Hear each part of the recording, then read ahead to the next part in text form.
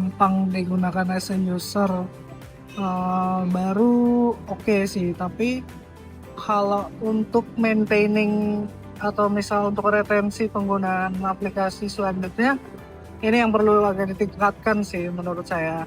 Karena kayak beberapa fitur seperti bisa masukin tanaman baru atau segala macam, cuman yang kurang adalah ada reminder-nya ada, tapi nggak ada yang ngasih tahu statusnya, misalnya berapa waktu yang lalu kita nyiramnya kayak gitu. Itu kan juga harusnya jadi kayak ngasih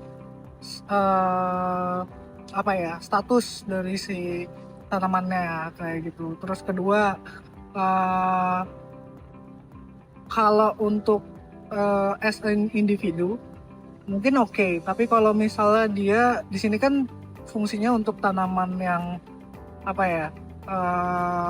vertical garden, atau misalnya ini kan biasanya banyak ya, dan mungkin kalau misalnya mau dibawa ke industri as a fitur produk yang mempermudah dalam industri, misalnya untuk tanaman atau misalnya bahkan penyediaan suplai makanan gitu kan. Menurut saya ini bisa ada fitur yang ngaturnya di taman 1, taman 2, taman 3. Jadi bukan cuma yang as individu tamannya aja, tanamannya aja gitu. Terus yang terakhir, kalau terkait dengan desain terutama dari sisi interface, kita punya biasanya aturannya 70-30-10, terutama dalam hal pengaturan warna gitu. Nah, ada beberapa fitur yang menurut saya, ini warnanya harusnya nggak ini kayak gitu. Misalnya terkait dengan status atau misalnya growth dari tanamannya.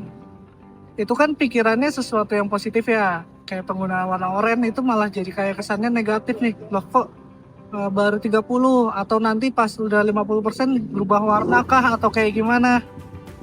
Nah, itu harus dipikirin juga gitu. Terus nanti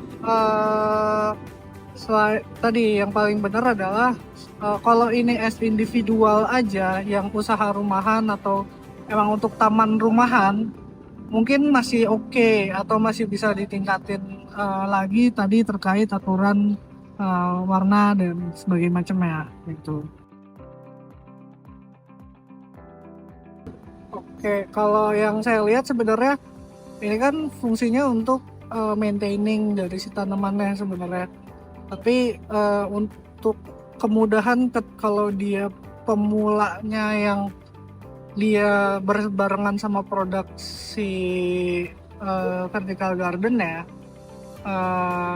terutama di manual book sih yang perlu di improve lagi, karena boring gitu. Terus kedua, dari segi interaktifnya terhadap si tanamannya juga sebenarnya, menurut saya mungkin bisa kalau memang ini berbarengan sama produknya, misalnya nyediain selain tanamannya, bibitnya dan juga peralatan gitu, kayak dari potnya bisa di scan nih, oh iya ini tanaman 1, oh ini pot yang kedua tanaman 2 kayak gitu misalnya.